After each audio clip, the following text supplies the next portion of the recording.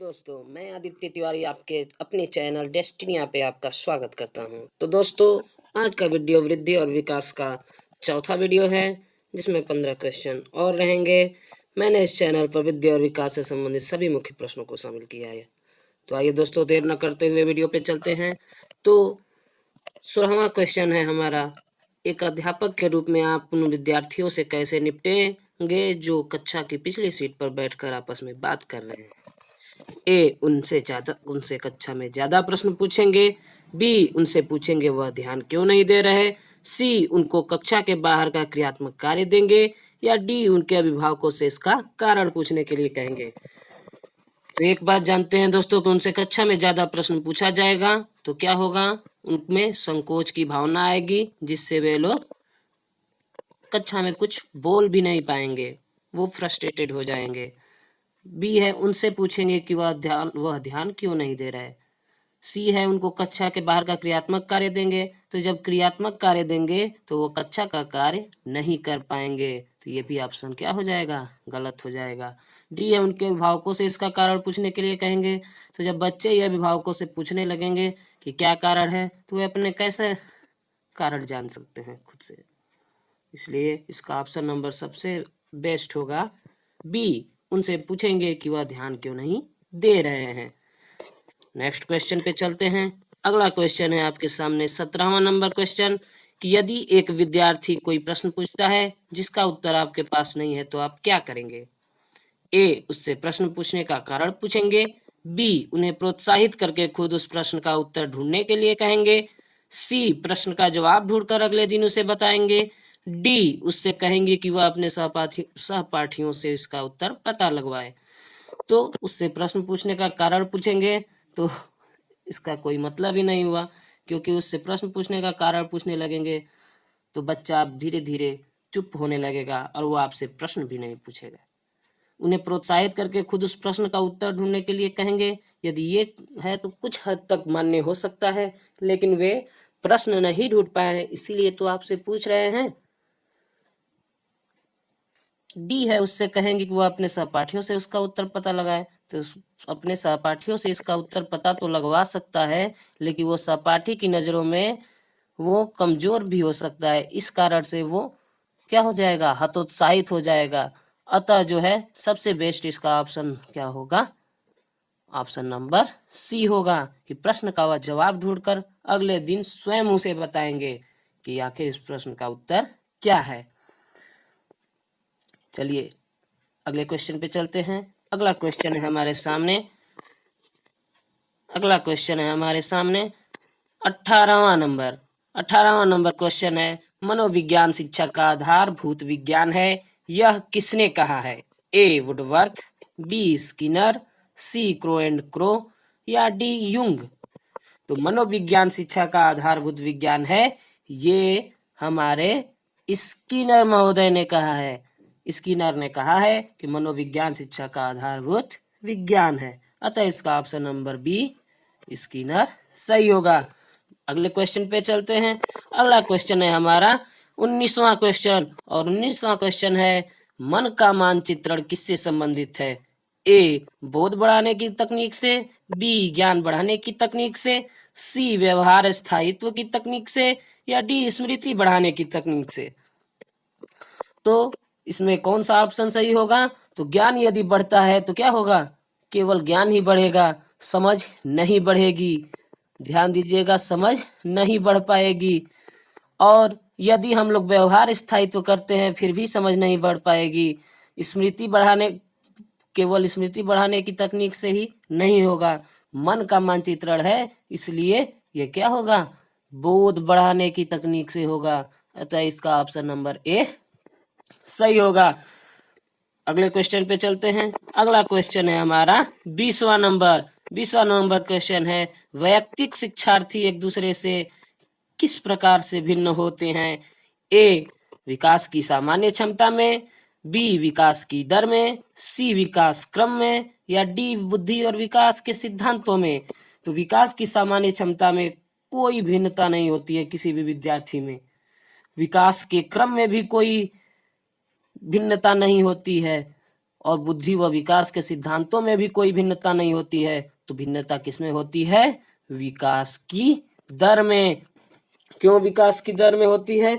क्योंकि वैयक्तिक शिक्षार्थी मतलब कि एक शिक्षार्थी कोई और है, एक शिक्षार्थी कोई और है, तो इसका विकास जो है कुछ अलग गति से होगा और इसका विकास जो है कुछ अलग गति से होगा। अतः ये दोनों का विकास का दर एक दूसरे से भिन्न रहेगा। अतः इसका ऑप्शन नंबर बी सही होगा। अगले क्वेश्चन पे चलते हैं। अगला क्वेश्चन है हमारे सामने 21वां नंबर क्वेश्चन है कि इनमें से कौन सा विकास का एक सिद्धांत नहीं है? ए, विकास जीवन पर्यंत होता है। बी, विकास केवल संस्कृति से शासित और निर्धारित होता है। सी, विकास संशोधन योग्य होता है।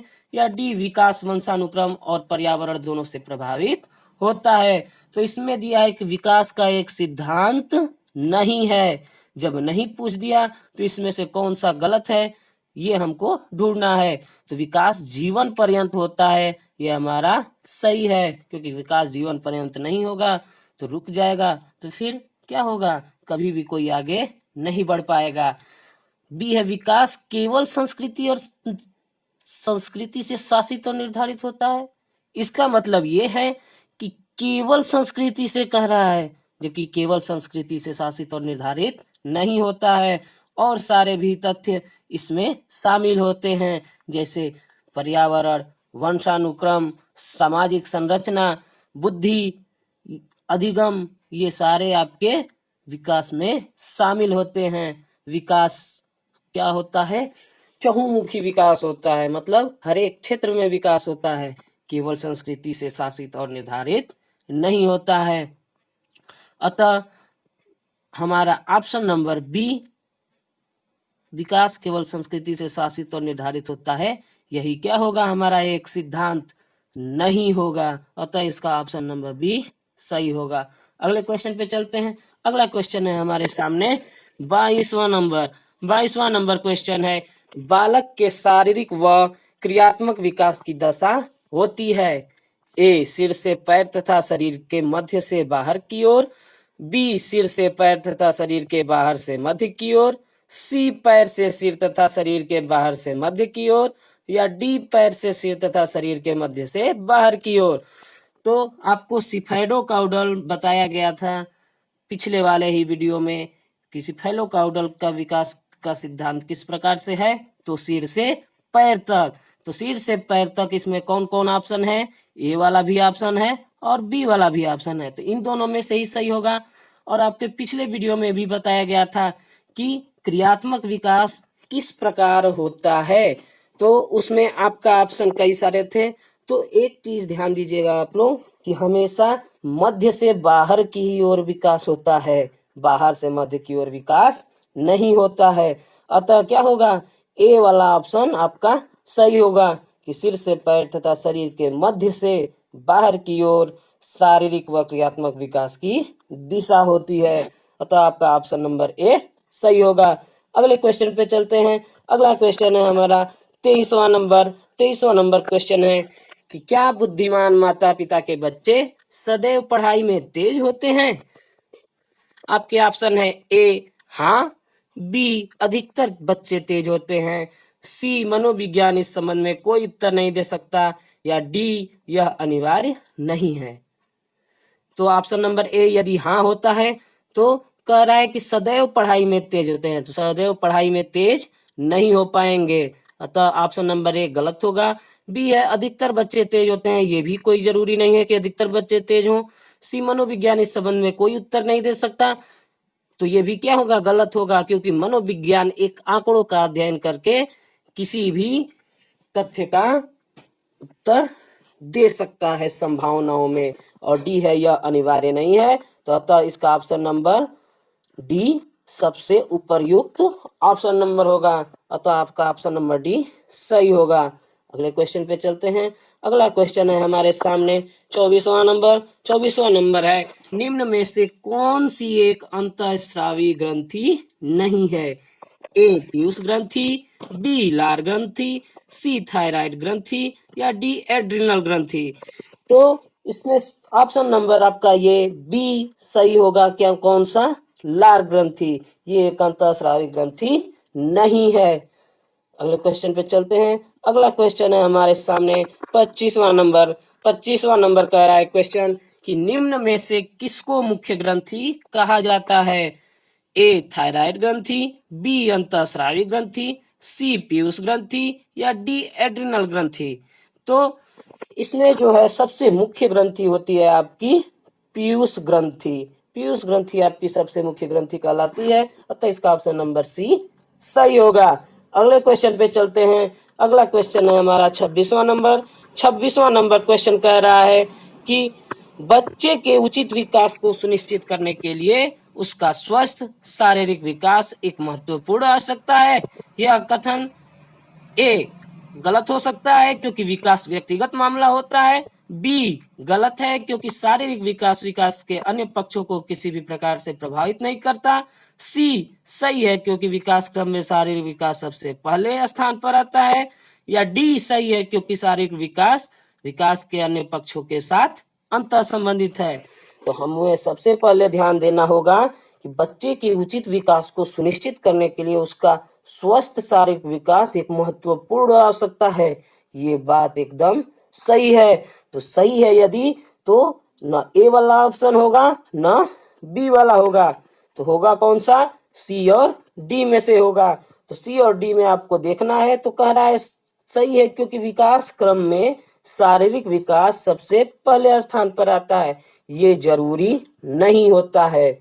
क्यों? क्योंकि विकास जो है सभी पक्षों से अंतः संबंधित होता है, एक साथ ही सभी पक्षों का विकास होता रहता है। अतः हम लोग ऐसा नहीं कह सकते हैं कि केवल सबसे पहले शारीरिक विकास होगा उसके बाद मानसिक विकास होगा, ऐसा जरूरी नहीं है। अतः इसका ऑप्शन नंबर डी सही होगा। कौन सा? क्योंकि शारीरिक विकास विकास के अन्य पक्षों के साथ अंतर संबंधित है। अगले क्वेश्चन पे चलते हैं। अगला क्वेश्चन है हमारे सामने 27वां नंबर, और 27वां नंबर कह रहा है क्वेश्चन हमसे कि निम्न में से कौन सा कथन बच्चे के विकास में परिवेश की भूमिका का समर्थन करता है? आपका ऑप्शन है ए कि शारीरिक रूप से स्वस्थ बच्चे अक्सर नैतिक रूप से अच्छे होंगे, बी है कुछ शिक्षार्थी सूचनाओं का जल्दी प्रक्रमण करते हैं जबकि उसी कक्षा के अन्य विद्यार्थी ऐसा नहीं कर पाते, सी है आपका ऑप्शन पिछली कुछ शताब्दियों में बुद्धि लब्धि परीक्षा में शिक्षार्थियों के औसत प्रदर्शन में लगातार वृद्धि हुई है, और डी है कि एक समान जुड़वा बच्चे जिनका लालन पालन विभिन्न घरों में हुआ है उनकी बुद्धि लब्धि उनके ही समान उच्च है। तो ध्यान देना है हमको कि शारीरिक रूप से स्वस्थ बच्चे अक्सर नैतिक रूप से अच्छे होंगे, ये कोई अनिवार्य नहीं है। बी है कुछ शिक्षार्थी सूचनाओं का जल्दी प्रक्रमण करते हैं जबकि उसी कक्षा के अन्य विद्यार्थी ऐसा नहीं कर पाते। ये कुछ हद तक सही है, लेकिन ये जरूरी नहीं है कि बच्चे के विकास में परिवेश की भूमिका को ग्रहण करना है। तो हम लोग केवल सूचनाओं पर निर्धारित नहीं हो सकते हैं। सी है आपका पिछली कुछ शताब्दियों में बुद्धि लब्धि परीक्षा में शिक्षार्थियों के औसत प्रदर्शन में लगातार वृद्धि हुई है। ये जो है मनोविज्ञान के आंकड़ों द्वारा क्या होता है, ये सही दर्शाया गया है। और डी है एक समान जुड़वा बच्चे जिनका लालन पालन विभिन्न घरों में हुआ है उनकी बुद्धि लब्धि उनके ही समान उच्च है, ऐसा जरूरी नहीं है। जुड़वा बच्चे भी अपने क्रियात्मक मानसिक शारीरिक रूप से अलग अलग हो सकते हैं, ऐसा जरूरी नहीं है कि सेम टू सेम उनकी समान बुद्धि लब्धि हो। अतः इसका ऑप्शन नंबर सी सही होगा। अगले क्वेश्चन पे चलते हैं। अगला क्वेश्चन है हमारे सामने 28वां नंबर। 28वां नंबर क्वेश्चन है कि बचपन का सांप्रतिक दृष्टिकोण की मान्यता क्या है? ए बच्चों को युवा प्राप्त वयस्कों के रूप में सबसे अच्छा माना जाता है, बी बच्चे बहुत तरीके से प्राप्त वयस्कों के बराबर हो जाते हैं, सी आधारिक रूप से बचपन प्रतीक्षा अवधि है, डी बचपन वृद्धि व परिवर्तन का एक अनूठा काल है। तो ए ऑप्शन है बच्चों को युवा प्राप्त वयस्कों के रूप में सबसे अच्छा माना जाता है। ये आपका जरूरी नहीं है क्योंकि हमको सांप्रतिक दृष्टिकोण की मान्यता ज्ञात करनी, यानी सार्वभौमिक देखना है हमको। बच्चे बहुत तरीके से प्राप्त वयस्कों के बराबर हो जाते हैं, ये तो कथन ठीक है, लेकिन कहा जाएगा कि संपूर्णतः ठीक हो, तो ये ठीक नहीं है। कह रहा है सी आधिकारिक रूप से बचपन प्रतीक्षा अवधि है, तो यहाँ पे कोई आधिकारिक रूप से बचपन प्रतीक्षा अवधि नहीं होती है। तो कौन सा इसका ऑप्शन सही होगा? इसका ऑप्शन नंबर डी सही होगा कि बचपन वृद्धि व परिवर्तन का एक अनूठा काल है। एक चीज आपको ध्यान देना है कि इन चारों ऑप्शनों में सबसे बेस्ट ऑप्शन कौन सा है, वो आपका सही आंसर हो सकता है। ये आप ख्याल रखेंगे तो गलत होने का चांस आपका बहुत कम हो जाता है। तो इसका ऑप्शन नंबर डी सही होगा।